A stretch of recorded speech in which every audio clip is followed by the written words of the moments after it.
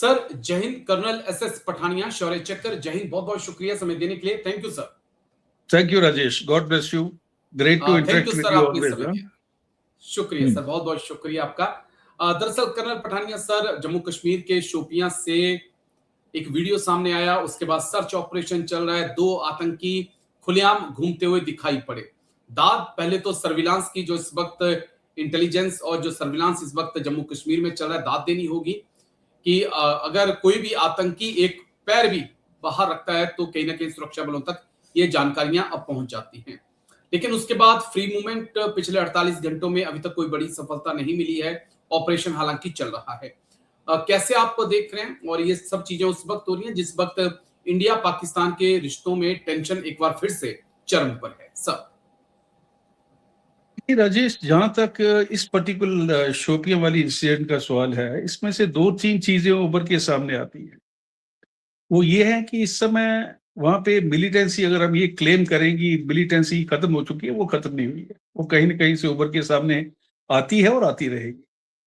दूसरा, अगर ये हम देखेंगे, ये जो दोनों टेररिस्ट हैं ये लोकल हैं, वो एक और डिडक्शन हमें देते हैं कि पाकिस्तान के पास जो वेयरविदऑल था कि वो फॉरेन मर्सनरीज और अपने सोल्जर्स भी कश्मीर में लॉन्च करता था to carry out militant related activities, उसके अंदर भी काफी बदलाव आया है।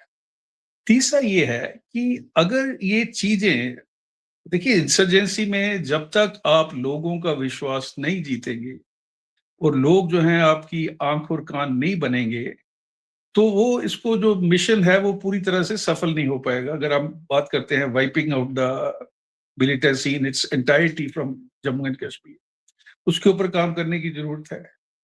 और उसके बाद ये हमें काम करने की जरूरत है कि इस समय ये जो ऑपरेशन हो रहा है, इसके अंदर आर्मी, सीआरपीएफ और लोकल पुलिस जॉइंट ऑपरेशन है।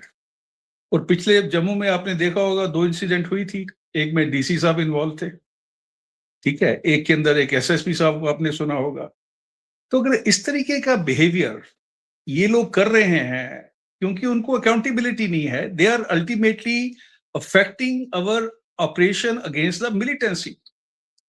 तो सिस्टम को ये कॉग्निजेंस लेना पड़ेगा, उनको रिमेडियल और प्रिवेंटिव मेजर्स बनाने पड़ेंगे, उनको एक प्रोटोकॉल बनाना पड़ेगा कि अगर आर्मी के साथ आप इंटरेक्ट कर रहे हैं तो आपको एक सर्टेन तरीके से अकाउंटेबिलिटी के साथ बिहेवियर होना चाहिए आपका।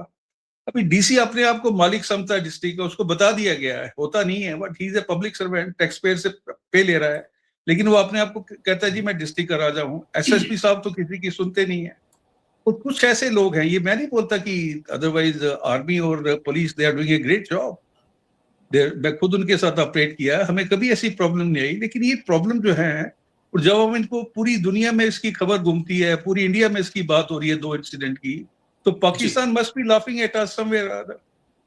तो इस समय जरूरत ये है कि, और ये अच्छी बात है कि हमारे जो होम मिनिस्टर है अमित शाह जी, उन्होंने अभी एक डिजिटल बॉर्डर बनाने की शुरुआत कर दी है। तो जब ये डिजिटल बॉर्डर कंप्लीट हो जाएंगे तो उस समय दो अभी भी थोड़ा बहुत जो इन्फिल्ट्रेशन हो रहा है along with the narco terrorism, उसके ऊपर बहुत बड़ी लगाम लगने वाली है। तो पाकिस्तान इस समय डेस्परेट है। एक तो उनको जो है इंडस वाटर का प्रॉब्लम चल रही है, उसके ऊपर वो गलत बयानबाजी कर रहे हैं।